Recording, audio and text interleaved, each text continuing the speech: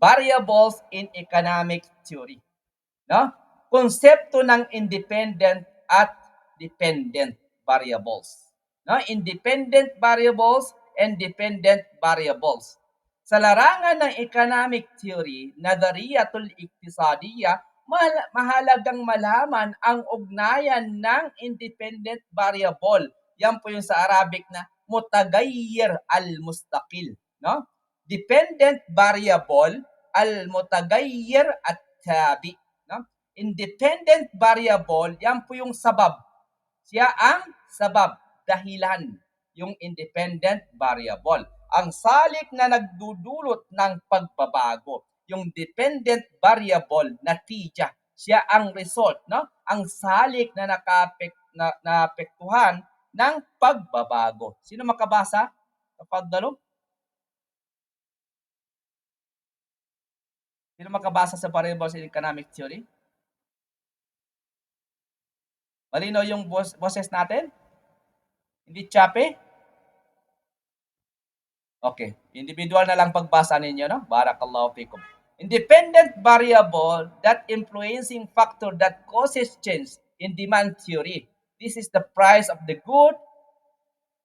It drives the relationship. The dependent variable, the factors that respond to change, here, it's the quantity demanded. It changes based on price movements. So dito ya ikhwani wa akhawati, kapag sinabi natin sa economics, sa language ng economics, no, sa luga ng economics, pag sinabi nating dependent variable, siya po yung sabab, no? Dahilan, ang salik na nagdudulot ng pagbabago, no? Dependent variable naman, siya po ang natija, the result, no? Ang salik na apektuhan, ang salik na naapektuhan ng pagbabago. Anong halimbawa niyan? Hindi po natin maintindihan pag walang halimbawa. Okay.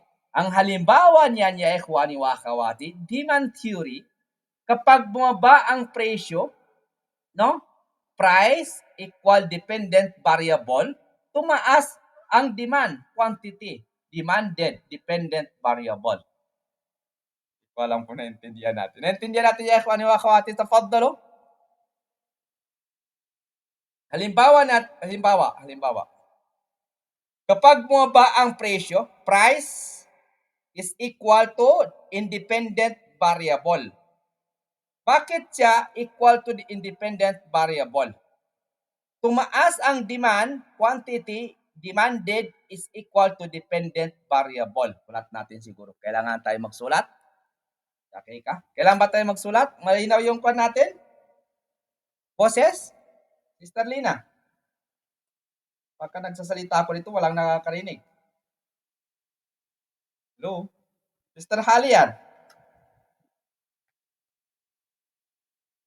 Malinaw po, Doc. Malinaw? Alhamdulillah. Okay. Sino mga kulasa what is dependent variable and independent variable? Sa English. Or in Arabic, what is mutagayyir mustaqil o mutagayyir at-tabi? Tafadalo. Sino ang maka-explain in less than 1 minute? Okay. Ganito yan ya ikhwani wa akhawati.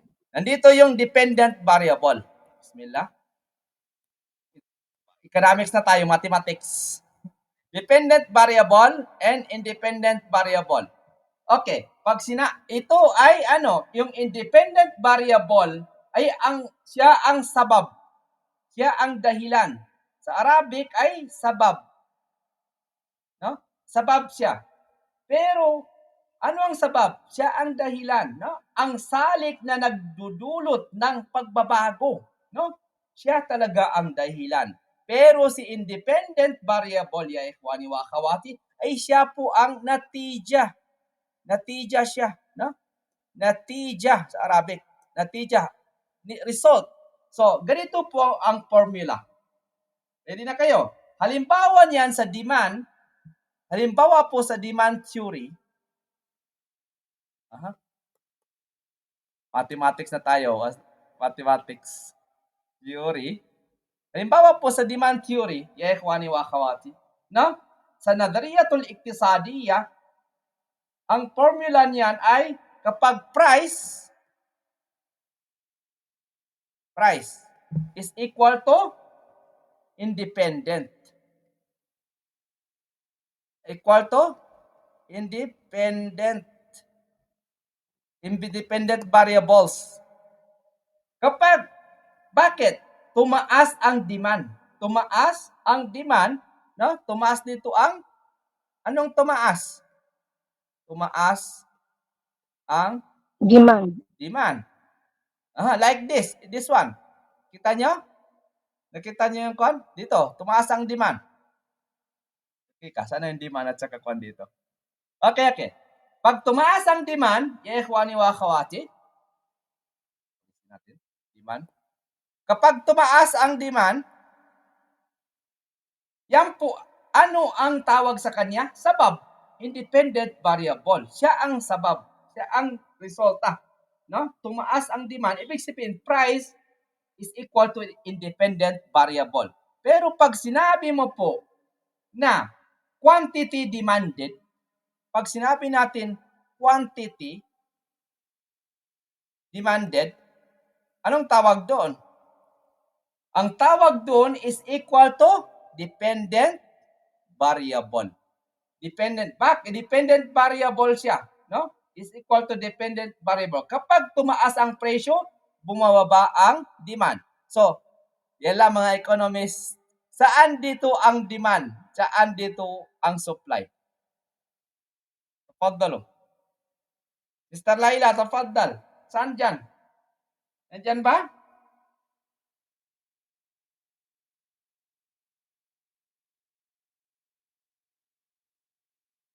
Malinaw ba yung explanation natin mga sisters, mga brothers? Or malabo? Okay. Dito si independent variable. Ano po yung tanong, Dok? Saan dito si demand at saka supply? Dito. Dito sa chart na to. Matatandaan mo pa? Okay, makukuha natin yan inshallah sa next week. Ituro natin kasi dito medyo kwan pa. Hindi natin maintindihan. Okay, barakallahu fikum, Sister Laila. Dito ya ikhwani wa akhawati, no? Sa ekonomiya, laging may ugnayan ng sanhi ng independence variable at bunga ng dependent variable. Wahakada. Tafaddalu. Wadih? Okay, wadih. Balikan lang yung ipan. So, pwede khulasatul kalam kung naiintindihan. Sino mga khulasatul kalam? Sister Fatima, tafaddal. Bismillah, try ko lang po. Okay, bismillah. Bali sa independent, ang tawag ng Arabic is sabab, ang dahilan. So, ang dependent naman is ang variable ay resulta ng or nadiya. So, pag price ay bumaba, independent. Pag tumaas ang demand, dependent. Naam. Pero Dependent. yes. Opo. Pero dapat may sample dito. Opo. Pag tataas ang price. Quantity demanded, dependent yon. Opo. Dependent. Dahil yung bumaba ang demand. Opo. Yun po yung result Pag niya. tumaas ang price, yun lang so far naintindihan ko. Pero siguro mas maganda pag may sample. May sample, no? Next time, inshallah. Inshallah. Yun ang sample niya. Medyo kwan lang. Okay, sa kwan yan. Makukuha natin yan yung dependent variable doon sa next week. Bakit? Kasi nandoon yung supply and demand. Isahin Supply and natin. demand. Kasi doon sa supply and demand, puro formula tayo doon. Hindi lang formula na kwan. Introduction lang ng formula. So, isahin lang natin doon. Kasi ito, introduction lang. Okay, Sister Fatima, barakallahu fikum. Or sinong napag-aralan niya ito before? Or doon na lang inshallah next week kasi next week inshallah kukunin natin yung supply and demand, doon na tayo magbigay na more example, no? Ito po yung example natin binigay kapag price is equal to independent. Kapag quantity demand ay is equal to independent. Yun lang po. So next time equal natin yan. Bigyan natin ng example sa production. Sa product. Okay, barakallahu fikum. Wahakala. So punta na tayo sa jazakumullah khairan. Alhamdulillah, nakuha mo Sister Fatima lahat kayo. No? Economic and loss dito muna tayo.